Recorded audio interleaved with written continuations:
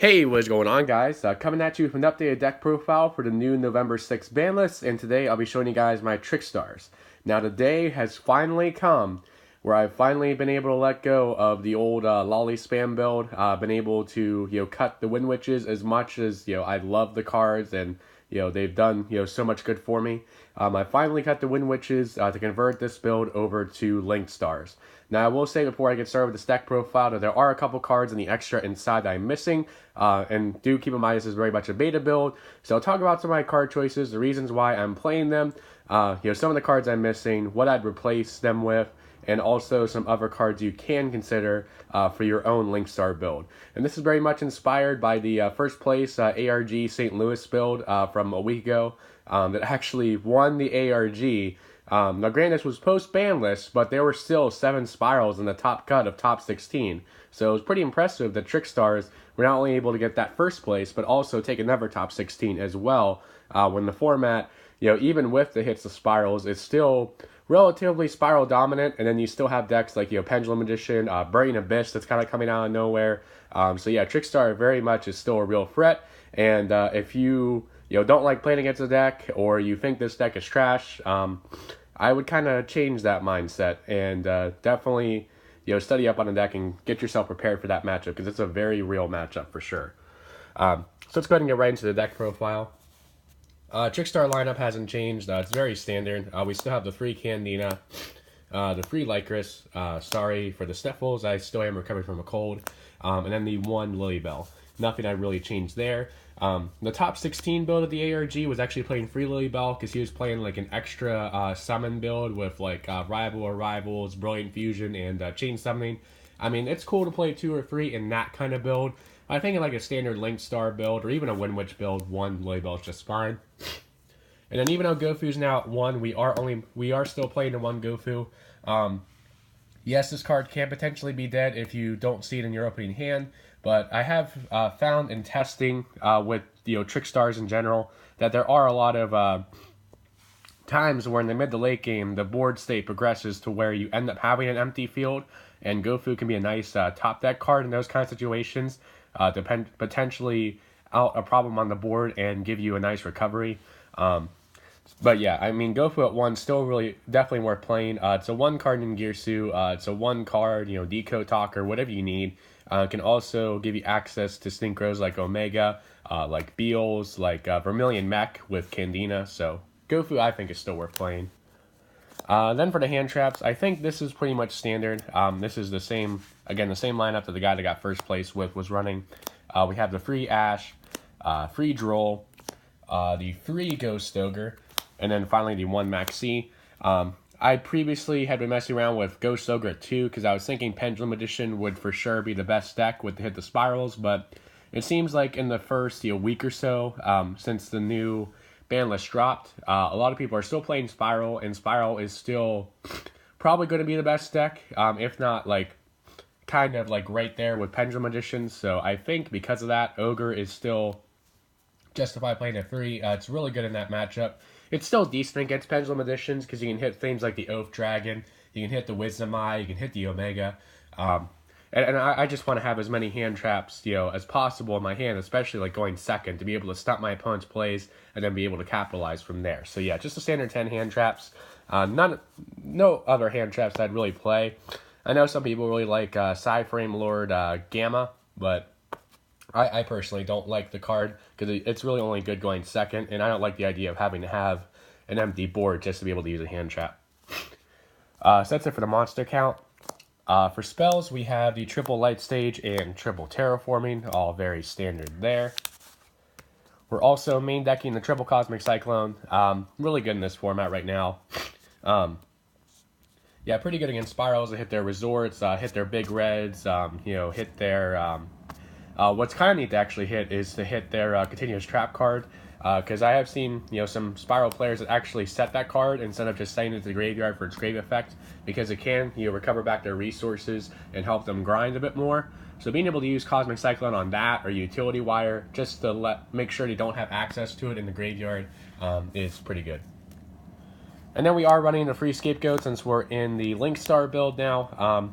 yes, I understand some people don't like this card because you have to set it, and then, you know, if they force the activation of it or pop it or whatever, or they get over the tokens, it can be kind of bad. But if this card goes off during your opponent's end phase and you get 4 Scapegoat tokens, you're just set to make whatever link plays you want, especially if you have other monsters that go with it.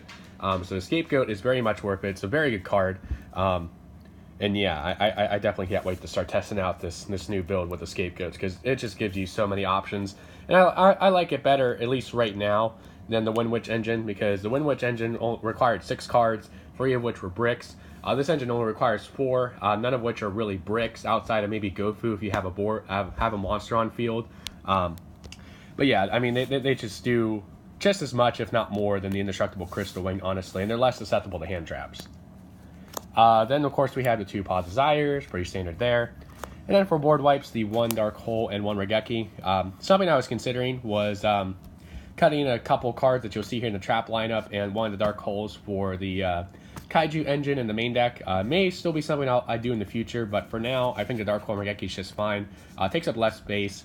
You usually get more plus off of it, being able to just get rid of the board and not have to have like the Kaiju set up. But yeah, I mean, we'll see how it tests out. But yeah, the Dark Hole Regeki for now. For the traps, we're rocking the triple Reincarnation, and then we're also rocking the 2 Strike and the 1 Solemn Warning. Since Spirals are the best deck right now, if you go for Strike and Warning, are just really good cards against them. Even in the mid to late game, especially with the hand traps you have to stunt their initial plays, you know, having that Strike and Warning can potentially stop them from even having a comeback play. So I do like the idea of having Strike and Warning in the main. I even considered Solemn Sculling as well, but it unfortunately does conflict with like Reincarnation and Scapegoat, so I don't think I'd really play that. But yeah, Strike and Warning, you know, they're just good cards right now. They weren't necessarily that good against the previous format before Spirals got their support, but yeah, I think right now they're pretty good. So now on the extra deck, we are playing the 1 Trickstar Holy Angel. You definitely have to play this in the Link build. This is actually one of the cards you go into when you just need a beater on board, when you just need more damage on board for those potential OTKs. So you definitely do need to run the 1 Holly.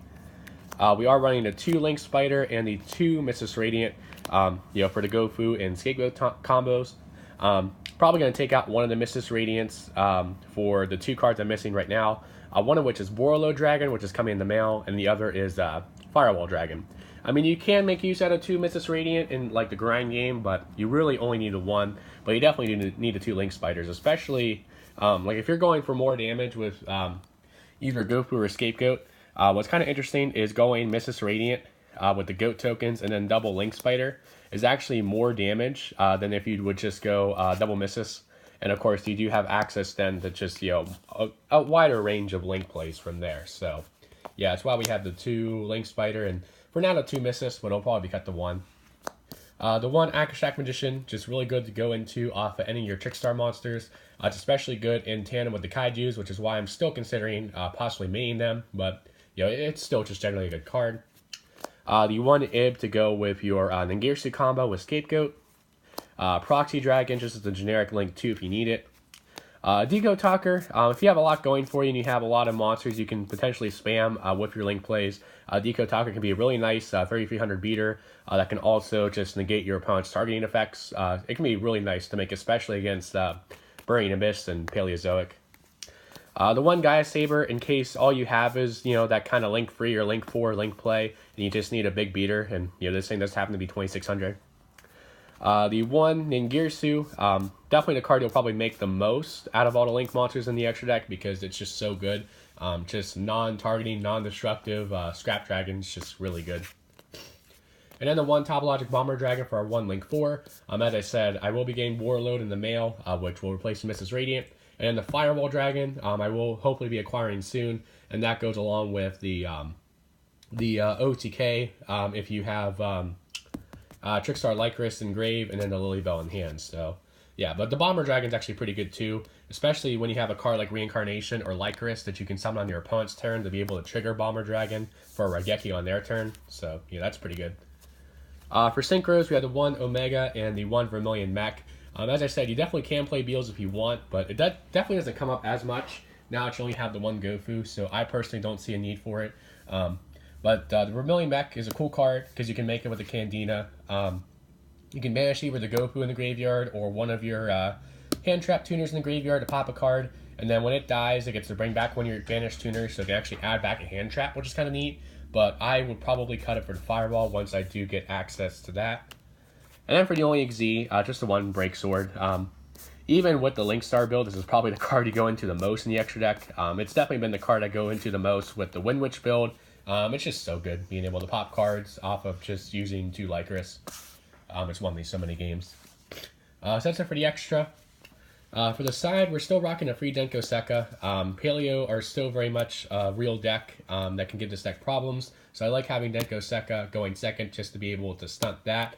Although if I did have the evenly matched, I probably would replace these with evenly matched because it essentially does the same thing as Denko against that matchup.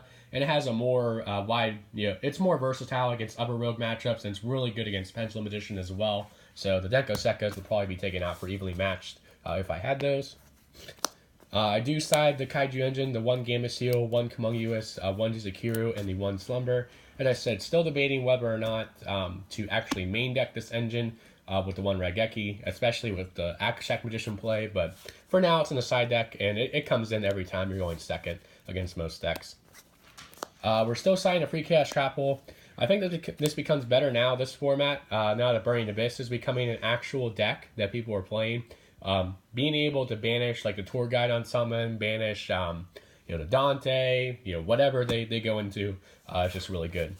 And then of course it's good against Pendulum Editions as well.